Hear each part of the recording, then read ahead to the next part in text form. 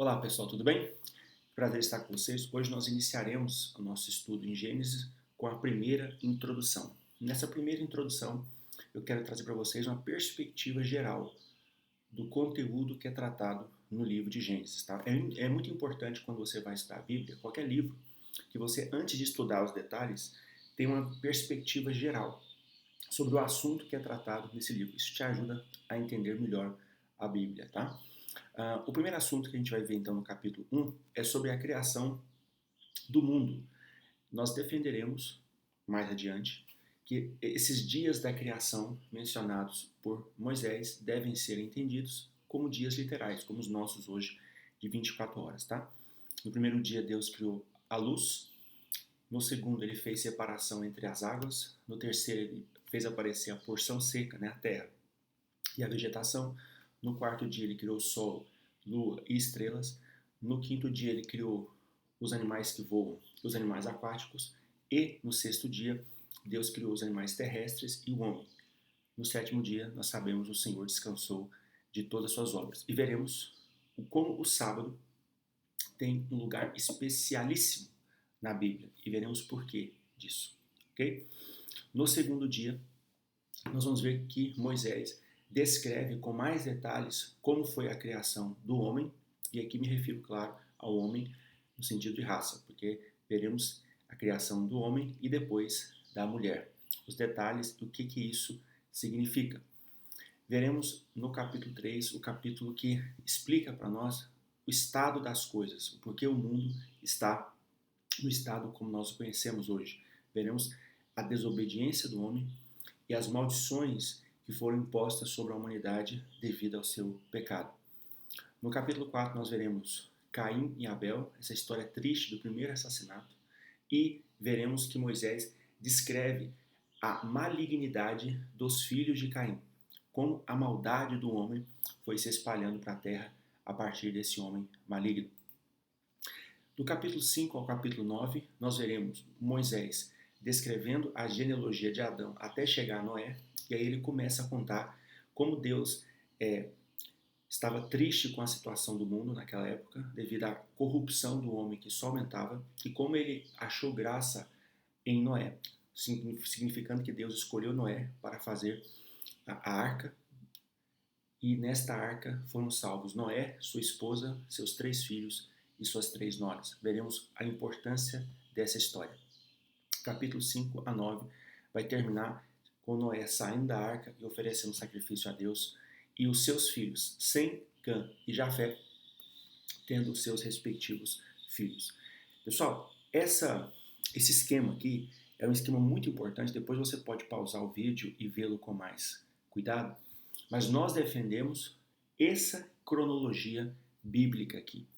Veja que aqui nós contamos os anos a partir da criação de Adão, e veremos então que, se nós considerarmos as idades dos homens que viveram antes do dilúvio, nós conseguimos montar essa tabela, esse gráfico aqui, e veremos que o dilúvio com Noé aconteceu aproximadamente, aqui é claro que as datas são aproximadas, no ano 1656 após a criação do homem, ou 2344 antes de Cristo.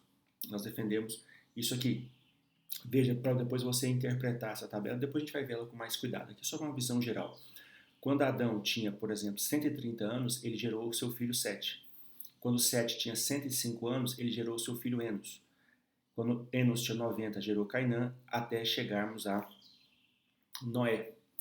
Nós veremos aqui que que o dilúvio começou no ano 600 da vida de Noé, né? Noé tinha 600 anos quando começou, e eles só saíram da arca um ano depois, aproximadamente, tá? Um pouco mais de um ano depois. O dilúvio, né, a chuva, durou 40 dias, mas até as águas baixarem e permitir a volta do homem para a terra, foi mais de um ano aí dentro da arca, ok?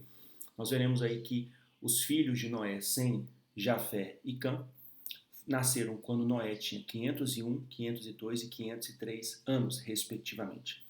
E aqui nós vemos que Caim teve esses filhos aqui, ó. Esses aqui são os descendentes de Caim, que a Bíblia vai chamar poeticamente de filhos dos homens. ou as suas descendentes, as mulheres que são descendentes de Caim, vão ser chamadas de filhas dos homens, tá?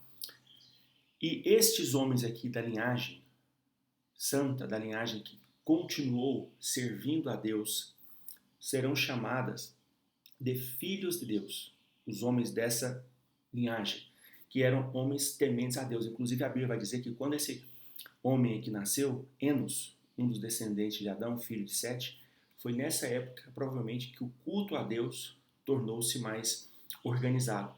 É provável que na época em que esse Enos nasceu, a Bíblia diz que começou-se a invocar o Senhor, provavelmente esse Enos foi o responsável pela introdução de um culto a Deus mais organizado na história. E aí nós veremos que os descendentes dessa linhagem santa casaram-se com as descendentes de Caim e a maldade do homem começou a aumentar exponencialmente na terra, até que Deus, não aceitando mais a maldade e a perversidade, previu a Noé o envio do dilúvio e propiciou a Noé a sua salvação mediante a construção da arca. Ok? Mas isso nós veremos um pouco depois. Legal? Aqui é só uma visão geral. Esses aqui são os 3 filhos de Noé e as suas descendências. Depois você também pode dar uma olhada geral. Aqui nós estamos apenas apresentando uma perspectiva genérica, depois nós vamos aprofundar isso. O que eu quero destacar é que de Sem vêm os povos que nós mais conhecemos como semitas. Você já deve ter ouvido essa palavra com certeza. E eu quero destacar esse filho aqui de Sem chamado Arfaxade, porque desse Arfaxade nós conseguiremos traçar a genealogia até chegarmos a Abraão, que foi o homem escolhido por Deus para receber a revelação do culto divino e ser um verdadeiro adorador. Nós veremos que Abraão teve 2 filhos, um chamado Ismael e outro Isaque, e é a partir desse Isaque que a descendência divina vai começar a proliferar com Jacó, os seus filhos e assim por diante, tá ok? Olha ainda que interessante. Essa imagem, ela vai trazer para nós como que depois da Torre de Babel, esses homens se espalharam por toda a terra. Tá? Aqui nós temos então em rosa, né, os semitas, ou seja, os descendentes de Sem. Aqui na terra do Egito, principalmente, e aqui ó, em Canaã, e esse Canaã vai ter um papel muito importante em relação à história de Israel, porque esses aqui serão os maiores inimigos do povo de Israel, os cananeus, ok? Esses aqui são os descendentes de Cã, e temos aqui os descendentes de Jafé, inclusive os gregos, né? O pessoal da Europa, Turquia, todos esses aqui. Quando Moisés saiu da arca, a arca pousou, diz a escritura, no Monte Ararat, que fica mais ou menos numa região aqui próxima do Mar Cáspio, dentro da Turquia. Ok? Pessoal, no capítulo 11 de Gênesis, nós veremos um relato anterior, tá, a essa dispersão dos filhos de Noé, que era na Torre de Babel. Somente depois que Deus vem e confunde as línguas é que há essa dispersão por toda a terra. Okay? Essa dispersão que eu mostrei para vocês aqui é provável de ter acontecido depois da Torre de Babel, quando as línguas foram confundidas. E aí Moisés explica para nós quais foram as regiões ocupadas por cada um dos descendentes aqui dos filhos de Noé. Okay? No capítulo 12 a 25, nós veremos os detalhes das histórias de Abraão, Isaac e Jacó, que são os patriarcas do povo hebreu. E quando nós formos estudar essa história, eu quero ser muito enfático, porque as pessoas têm dificuldade em entender por que a história desses homens, de homens simples, pastores, do Oriente Antigo, tem importância para nós hoje. Eu quero mostrar para vocês que foi a eles que Deus fez as suas promessas e todo o cristão goza das mesmas promessas que Deus fez a esses homens. Então, se você é cristão, a Bíblia vai falar que Abraão é seu pai, pela fé. E isso é fundamental você entender, e nós discutiremos esses assuntos para mostrar para vocês a relevância de conhecer a história desses santos homens, porque foi nessa história que Deus agiu. Foi nessa história que Deus revelou o seu propósito e foi a eles que Deus fez as suas promessas.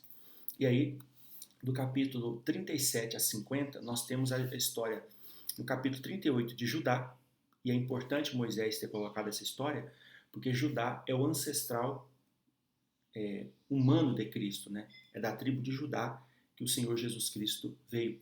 A tribo de Judá é a mesma tribo de Davi, né? Jesus é filho de Davi. E nós veremos que mesmo no pecado, mesmo no caso aqui Judá se deitando com a sua própria nora e tendo 2 filhos, né? Nós vamos ver que mesmo nessa confusão toda, Deus ainda preservou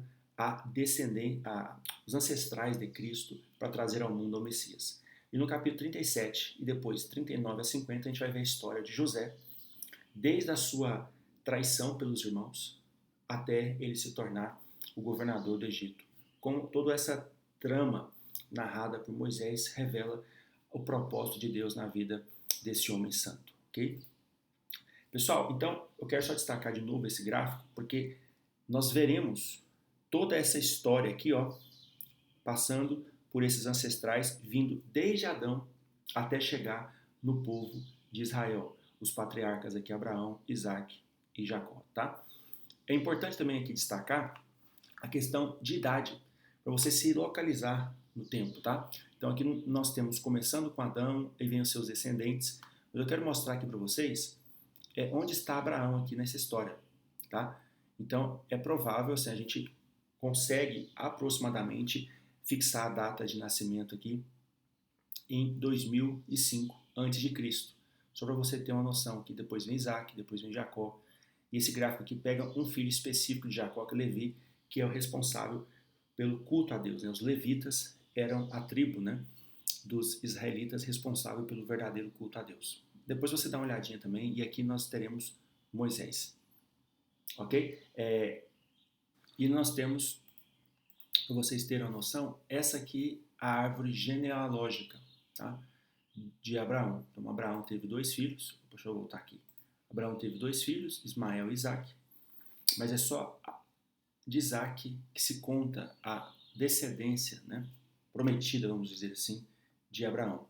Isaac teve 2 filhos, Esaú e Jacó teve 12 homens, né, ele também teve uma filha, mas aqui nós vamos nos atentar apenas aos 12 filhos de Jacó. Ok? Essa é a história, então, narrada no livro de Gênesis. Ok? É importante demais você ter essa visão geral e entender que Abraão veio dessa região aqui, ó. Lembra que ele é descendente de Arfaxade?